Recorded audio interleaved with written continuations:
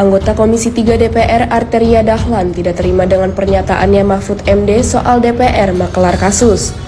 Arteria dengan keras meminta Mahfud MD untuk menarik pernyataannya tersebut yang menyakiti banyak orang. Lebih luas, Arteria menegaskan akan memperkarakan persoalan tersebut jika Mahfud MD masih bersikeras tidak mencabut dan meminta maaf atas ucapannya tersebut. Tadi Prof begitu keras, DPR itu keras, padahal Markus minta proyek. Prof harus cabut itu. Saya minta Prof cabut. Banyak keluarga kami, Prof. Saya ini dari awal nggak setuju jadi anggota DPR. Ngapain kamu? Hidup sudah begini, udah ini, udah. Tapi dengar kayak begini, jangan-jangan orang nyangka anggota DPR kayak yang seperti Prof katakan. Saya minta nih Prof cabut, atau nanti saya juga perkarakan ini. Dijelaskan Ketua Komite TPPU, Mahfud MD pun mengklarifikasi soal ucapannya tersebut. Mahfud menjelaskan bahwa hal tersebut terjadi pada saat dirinya menjabat sebagai anggota DPR. Saya bicara Markus, ya, saya bicara Markus. Ini tadi saya kan dipotong bicara Markus. Di DPR itu pernah terjadi peristiwa tanggal 17 bulan 2 tahun 2025. Namanya peristiwa Ustadz di Kampung Malik. Pada waktu itu Jaksa Agung ketika itu Abdurrahman Saleh di sidang gabungan Komisi 2 dan 3 itu dituding-tuding, saudara jaksa baik sekali tapi saudara seperti Ustadz di Kampung Malik, di kejaksaan tuh kotor semua. Ini ada, nanti di googling aja, di googling peristiwa itu jelas. Lalu jaksa-jaksa marah, kurang ajar kamu katanya kepada anggota DPR, kurang ajar kamu, kami dianggap maling, ini dianggap Ustadz. Kamu kalau ngurus-ngurus perkara, habis marah-marah gini ngurus perkara, nitip pejabat, nitip ini. Itu kan tadi saya katakan begitu. Tapi terus dipotong. Bukan DPR sekarang, DPR yang lalu. Saya minta Prof, kayak tadi bicara ini anggota DPR yang Markus mana periode yang lalu. Ya nggak apa-apa, berarti periode yang lalu saya keberatan. Nanti saya bilang saya akan keberatan periode yang lalu kita Markus. Kalau Pak Beni nggak keberatan nggak apa-apa. Mungkin Pak Beni merasa emang ada Markus. Ya nggak apa-apa, saya keberatan. Itu dulu, ya kan nggak apa-apa. Ntar dulu jangan dibantah sebentar. Ini kita bicara akurasi. Saya interupsi. Nggak sebentar dulu. Ini ada undang-undang ini. Iya sebentar. Saya interupsi. Nggak sebentar saya ngomong dulu. Tidak, saya interupsi. Nggak saya ngomong dulu. Nama saya kasih gua dulu Ron. Tolong nama saya disebut itu Pak. Kasih dulu. Tolong saya dulu. Sebentar. Nah, di sini interupsi boleh manakala nama seseorang disebut dan nama saya. Iya udah ntar dulu ya. Oke. Bukan Pak. Tolong. Nanti diklarifikasi aja. Tekan undang-undang ini. Ya, makanya dengerin kan saya bilang nama Pak saya Beni disebut. Iya mungkin saja kalau ada zamannya Pak Beni ada Markus, kan bukan saya nulis Bapak. Kecuali kecuali Ya? kalau nama saya tidak disebut.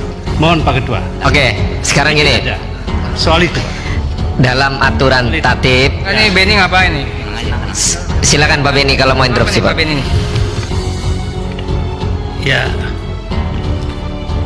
saya tidak membantah apa yang Anda katakan, tetapi nama saya disebut seolah-olah saya diam dan membenarkan itu. Itu yang saya tidak setuju. Ya, sebetulnya saya merasa rapat kita ini belum selesai dan saya siapkan cadangkan waktu untuk bahas soal ini. Saya sangat tidak setuju Pak Mahfud ngomong soal DPR kali lalu. Sangat saya tidak setuju. Dan jangan lupa juga, selama Pak Mahfud jadi ketua MK, hakim MK selama beliau masuk BUI. Jangan dong selalu kalau begitu kita katakan hakim MK juga calo, Pak Mahfud juga calo. Jangan dong. Jaga martabat. Saya juga sakit hati. Saya juga sedih. Saya juga tahu Pak Mahfud. Tadi kan saya sudah ngomong. Saya tahu Pak Mahfud siapa. Dulu. Saya ngomong jelas dong. Kalau ngomong dosa semua jangan dong. Mau buka kita semua? Mau saya buka? Terima kasih. Pantesan bersuara paling lantang, DPR diduga takut perkara transaksi 349 triliun rupiah terbongkar. Mereka ada di dalam jaringan itu juga. bahwa ada kekeliruan pemahaman Ibu Sri Mulyani dan penjelasan Ibu Sri Mulyani karena ditutupnya akses yang sebenarnya dari bawah, sehingga apa yang beliau jelaskan tadi itu adalah data yang diterima tanggal 14 ketika bertemu dengan Pak Ivan, sehingga disebut yang terakhir. Yang semula ketika ditanya oleh Bu Sri Mulyani itu, ini apa kok ada uang 189, itu pejabat tinggi namanya Salam Satu pun nggak ada Bu di sini, nggak pernah ada kata. Ini tahun 2020 kata Bu, nggak pernah ada Pak Ivan, nggak ada.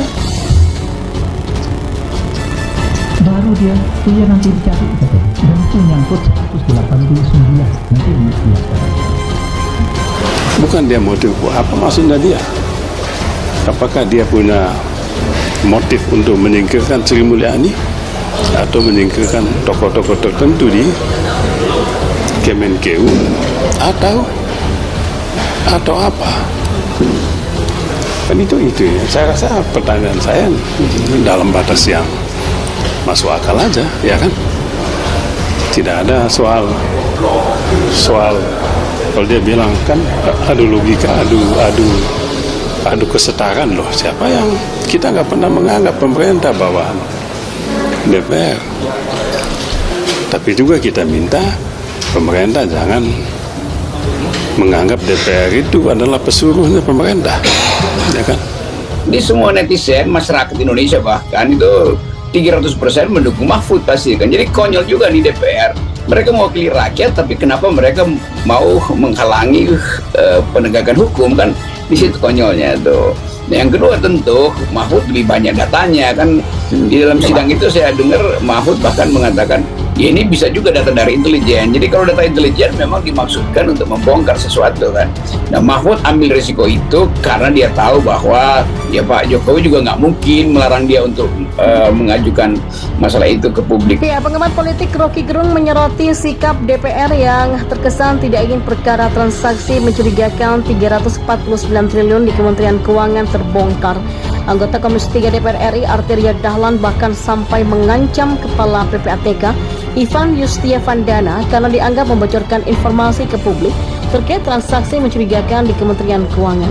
Ya, sempat terjadi kesengitan dari sebelum hingga rapat bersama antara Menko Polhukam digelar dengan Komisi 3 DPR yang digelar pada Rabu kemarin. Mahfud bahkan secara terbuka menantang sejumlah anggota Komisi 3 DPR yaitu Beni Kaharman, Arteria Dahlan, dan Arsul Sani untuk jangan absen ketika dirinya memenuhi undangan Komisi 3 DPR. Di sisi lain, Rocky Gerung menyebut anggota DPR takut rakyat mengetahui kebenarannya. Mereka itu takut ya, rakyat tahu, padahal mereka sebetulnya rakyat tahu bahwa mereka ikut main di situ. Alasan Rocky berpendapat demikian karena reaksi anggota DPR yang kebanyakan berasal dari partai politik dianggap terlalu berlebihan. Ya, kalau misalnya dana itu nggak ada hubungannya dengan partai politik, ya DPR sebagai institusi politik nggak akan bereaksi seperti itu, ujarnya. Ahli ilmu filsafat ini menduga sebagian dari jumlah fantastis 349 triliun itu merupakan transaksi mencurigakan yang sebenarnya digunakan untuk dana kampanye partai politik.